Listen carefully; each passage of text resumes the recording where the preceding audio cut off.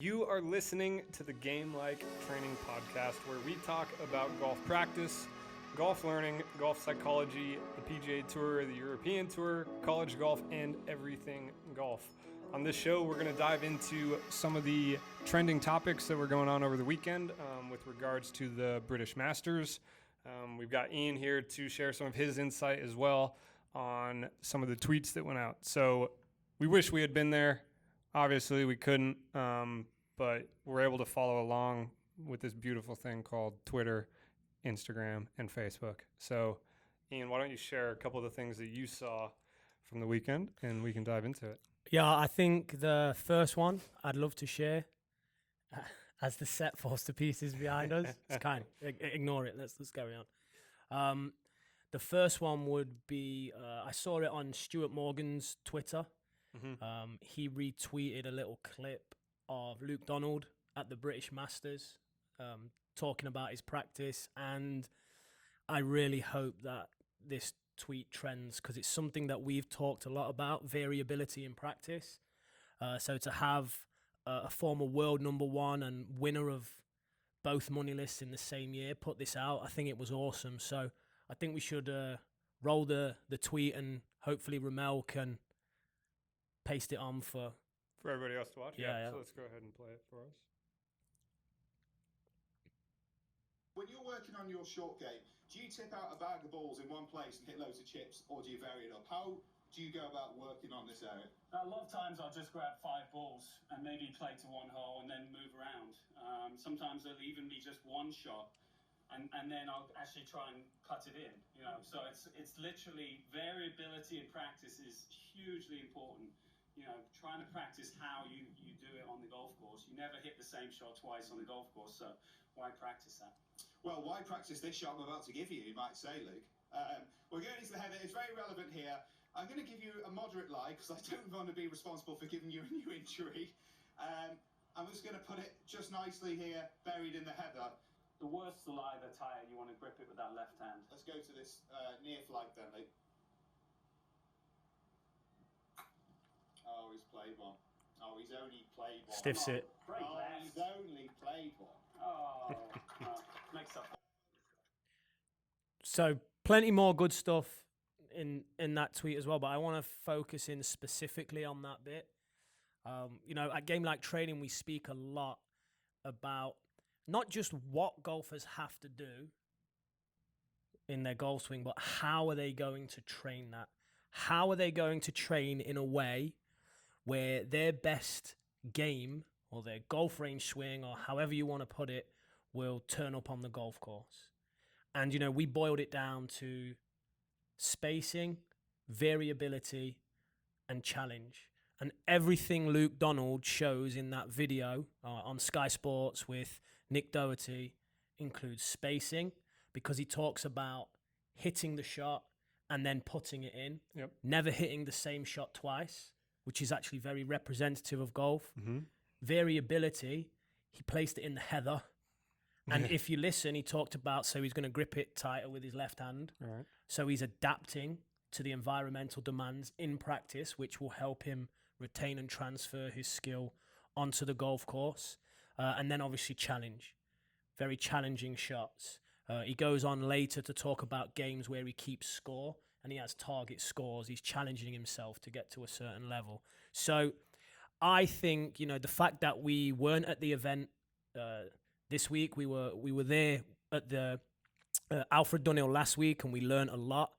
The fact we weren't there this week, but social media can be such a great thing because it gives you clips into the best players' minds. That's a great thing for us to share with our audience. So a great tip from Luke Donald, and awesome that Sky Sports got hold of that and that it's doing the rounds on social media. Yeah, for sure. I'm going to ask you a question. This might be a hard one. If you were going to have the opportunity to maybe speak with Luke Donald after kind of that interview that he gave, or like what suggestions would you make to him about maybe how he could make that even more effective use of his time? Because this is a guy that is, consistently on the top of the leaderboard when it comes to his short game abilities. So, like, what would be some things to challenge himself more with a short game? Like, how would you I guess, optimize that environment for him. Yeah, so we can put the link into Twitter. If Ramel just fills that little bit that we've talked about. Yep. If for people watching, if they click the link, there's a young man, must be 9-10 years old. He asks Luke Donald, what's the one drill that I should be doing? Yep. And Luke Donald talks about a putting game, I think from 4 to 8 feet. Yeah. Going around the hole, and I think it's 20 putts, and he says, and if you can score 15, then you're tour ready. So that's a great piece of advice for a young man. Again, spacing, variability, and challenge would be present in that. But for a player of Luke Donald's level, what I might want to do is, if he has that game there, which is 20 balls, he might have another game with his driver or his irons or just the putter set up here that would be 20 balls. And he would hit one shot in that game. One shot in that game, he would do what we would call interleave. So he'd do a learning trial in game A, a learning trial in game B, and I would challenge him to try and get that score whilst running 2 games, interleaving 2 games together. Yeah, for sure. For sure. And then another one that I brought up to you, another post that I saw from the weekend. I actually saw this one on Instagram. European Tour put this one out. It was Justin Rose discussing his putting, and he put out 2 videos. I think there's one that the majority of people are going to probably find themselves being pulled towards, and that was where he was talking about his grip change with his putter. But then he put out a second one, or there was a second one that to me was of more value. It might not get the traction that it should, but I think it's good to give our insight on it. But he was talking about basically an insight into his process for speed putting. So let's go ahead and watch that one.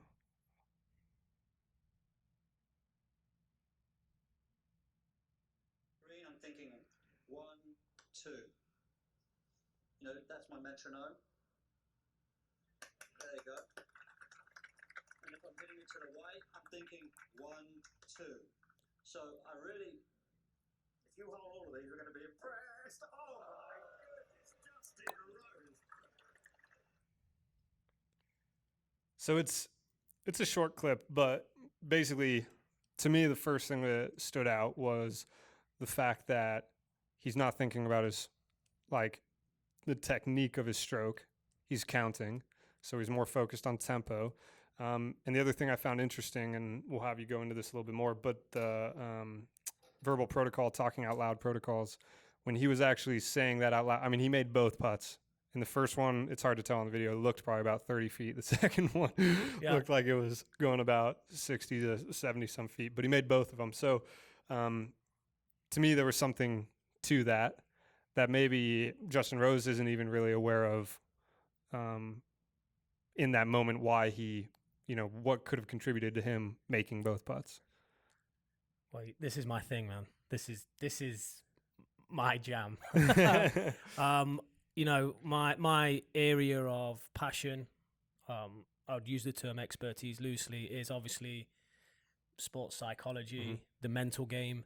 And I just love this because I think the take home for the people that are going to listen to this podcast or watch that video is to have your best mechanics come to fruition. You don't want to be thinking about the mechanics while you're executing the putt. So strip it back to my theory, OSVEA, on the pre-shot routine. As you're putting, you look at your putt options. Are you going to take break out? Are you going to see it die into the hole? Whatever it may be, you select the line. And then once you've done that, you start to visualize. So you've got to take that data and you've got to turn it into something sensory. And that's great. That's going to get you prepared to roll the putt. But as you stand over the putt, as humans, we are wired to think negatively. So you might start thinking, don't 3-putt, or, this is an important putt. I have to make this. Yeah, I have to make this for par, and then I'm going to win, and then this is going to happen. So what Justin Rose has there is a real simple process in the execution phase of OSVEA to, number one, quieten down that negative voice and stresses that can sometimes emerge in the human brain. And number two, get rid of what we may call paralysis by analysis or motor pattern impedance. just really saying to himself 1, 2, really helps free him up. And we saw that he held both putts, and obviously putting is an area he's made great ground in. I think for coaches watching, if you ever ask your student to hit a putt or a golf shot, talking out loud, it can be of huge benefit, because the pre-shot routine is made up of 2 things. It's made up of the physical, which is what we can see. You know, Rose actually, on his full swing, he does this. We can see that. But what's his cognition while he's doing that? What's he thinking? Where's his focus? We're not always given an insight into that, because they don't verbally express this. By giving expression to thought, Justin Rose has actually allowed us into his mind. Yeah. So I would encourage, and I don't want to give generic solutions, but I would encourage any golfer who wants to lower their scores to go on the putting green, set up a challenge, hit a different putt every time, but maybe try that, focusing on tempo and counting. It might not help everyone, but it sure will help some golfers out there. So that was awesome from Justin Rose. Yeah, no, I thought it was cool. This tournament in particular, the British Masters, how they do things are just falling apart behind us. So I think it's cool how this tournament in particular, they have these almost like mini clinics where they just kind of ask these, you know, the best players in the world, or some of the best players in the world, kind of to give some insight into the things that they're doing while they're performing. Because it does answer a lot of the questions that I know we have. Justin Rose wouldn't necessarily be a guy, when I watch him putt, all I ever notice is he takes his shirt and he tucks it under his left arm. And to me, it looks like he's, you know, the next thing would be, okay, he's probably being mechanical. But then when he does this, you're like, oh, he's actually then shifts to, you know, something more process related, like tempo. Well, I would even that now could just be part of his process. Yeah, if exactly. he didn't tuck the shirt, it might have started as a practice drill, but it's transitioned to become part of his process, which, you know, I'm all for. I'm not necessarily a mental performance coach that thinks you shouldn't have swing thoughts or you shouldn't do this. But what they have to be is they have to be specific to the individual, and they have to be practiced, and they'll build over time. So I would say you could be right. Initially, that might have created a small internal focus, but to flip it on its head, if he doesn't do that now, Right. is he going to be anxious that he's missed a step out? So I would say it's something that's automated. And ultimately, the pre-shot routine is a string of process goals that merge to make this routine. And I think Justin Rose, Phil Kenyon, all Rose's other coaches, you can see when he goes out and plays, he's a process-orientated guy. And also, he's very experienced, very smart. Those processes are specific to him and help him access his best swings under pressure of, well, hosting a tournament last week and for $10 million a few weeks ago. So guy's doing all right. Did all right in the Ryder Cup as well. Yeah, he did. Oh, God. Still bringing that up. That's kind of good. That leads into kind of the next point. There were a few videos that I saw as well floating around social media. One was Eddie Pepperell talking about a drill that he kind of always reverts to in his full swing. One was Francesco Molinari talking about kind of why he lets his left heel come off the ground in his golf swing and the reasons behind why he does that. And then the last one was Tommy Fleetwood talking about his abbreviated finish. And the thing that stood out to me was all three of these players have, kind of going back to your point, very individualized drills, if you want to call them that they kind of have been working on, or kind of tendencies that they always go back to. And each one of theirs was very different. Francesco Molinari lets his heel come off the ground to allow his pelvis to rotate a little bit more in the backswing. He says he doesn't have a ton of mobility, and that's something that helps him kind of get a little bit more rotation. And then Eddie Pepperell was talking about kind of how his shoulders or his hip tends to slide too much, and he kind of gets into too much right side bend, and that causes his hands to roll over and whatnot. So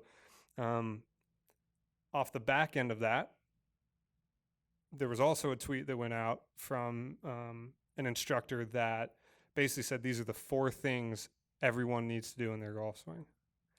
What are your thoughts on that? So the tweet that says these are the 4 things that you need to do in your golf swing, I've seen it. It's something like hinge, coil, Shift, shift left and Mhm. rotate. Well, if you listen to what Eddie Pepperell, Molinari, and Fleetwood said, they have these processes and these thoughts, these technical fields, these associated fields that eventually become automated through hours and hours of deliberate practice, but also through their specific needs. Francesco Molinari lifting his heel up is specific to him because of limited mobility in his pelvis, or the fact he's maybe getting older. I don't know. Yeah. Tommy Fleetwood talked about how handsy he gets and he wants to take his hands out. So he started hitting a lot of practice shots. I'd be interested to know how many in a row and, you know, all of that just for our benefit. But he started hitting a lot of practice shots where he was just keeping his arms straight. Mm-hmm. And eventually that drill filtered through into this abbreviated finish, which he's become quite famous for. And Pepperell talked about, the drill of going like actually almost reducing his shift and staying on top of the ball, right? Yeah. He tries to, Because he shifts. he shifts too much and back. then he goes, right side. So when you listen to these experts talk, it's very specific to their needs. So you've got to be aware of some of the online golf coaching that is telling you what to do. Because this video that's had like 19,000 views, it's not physically screened every person. It doesn't know what their body's capable of. So me, for example, I can't really hinge the club because I broke my wrist playing rugby. That limits me. And I'm struggle to shift left because I have tight hips. So you struggle to rotate. You tend to slide more than you do. I struggle to do everything in the golf swing because of my... you don't exactly have I the haven't build tailored myself for golf. So, but I have the knowledge to watch that and understand, you know, I can't do 3 of those 4 things. So for me, how do I get close to those? But what that tweet is going to do, the average club golfer is going to go onto the practice range and potentially try and do all those 4 things. They may even, this would be even worse, go into a medal or the club championship or 4-ball, whatever it might be, and have these 4 thoughts. Create complete internal focus, technical impedance.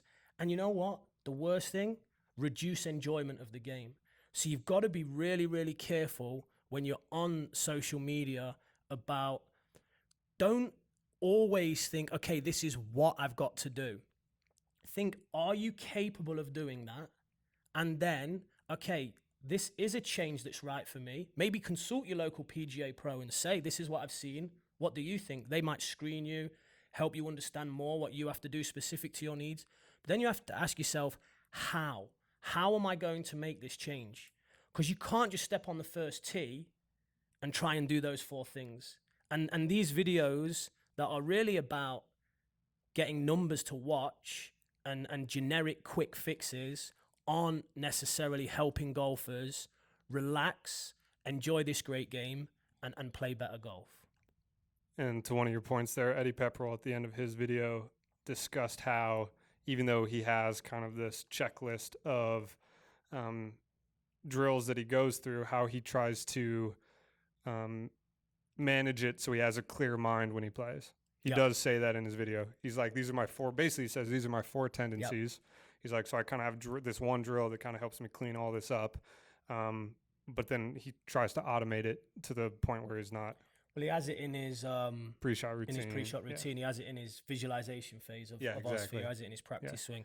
And look, what these guys have, and I'm going to try and get this somewhat correct, is they have so many mental representations of what they need to do that they can sometimes have these thoughts, but still have their procedural memory going on what the target is and what they need to do in their golf swing whilst having these thoughts. Something that they're just vastly more experienced and have such a bigger wealth of knowledge of playing than the club golfer, that actually elite players can sometimes do things against the grain and still perform to the highest level, things that probably wouldn't help a club golfer. So to conclude, an incredible weekend of social media for golfers that want to learn and get better.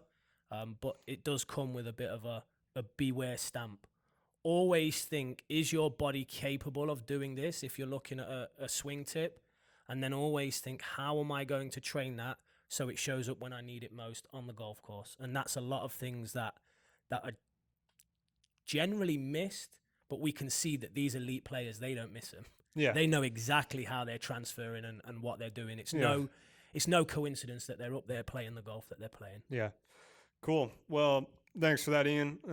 I just figured it'd be good to share our kind of insights into how we might view social media a little bit differently than your general the general golf community. So make sure, if you have not subscribed to our podcast or our email list, do so by visiting gltgolf.com/podcast radio show season 2. You can follow us on SoundCloud. We have most of the social media channels: Facebook, Instagram, Twitter. We obviously have YouTube. That's where this is being recorded. So you can watch us on YouTube. You can listen to us on SoundCloud. We don't have Snapchat. Probably not going to get that for a while. Ian's a little inappropriate on Snapchat, so we're going to hold off on that. I don't even know what it is. I'm way too old for that. Cool. If you have any questions, if you want to see us or hear us discuss any topics, please leave your comments below, and we would love to kind of take any questions. One more thing. Yep. Everyone should follow Eddie Pepperell on Twitter. Oh, yeah. He's hilarious. Oh, actually, before we go, one final. My favorite tweet from the weekend. So they were doing the interview at the end. And the guy comes into the back, gives a little nod to the camera, and then downs his beer. In 4 seconds. In 4 seconds. It was impressive. Cool. All right. Thanks for listening, everybody. Have a great week. We'll see you next time.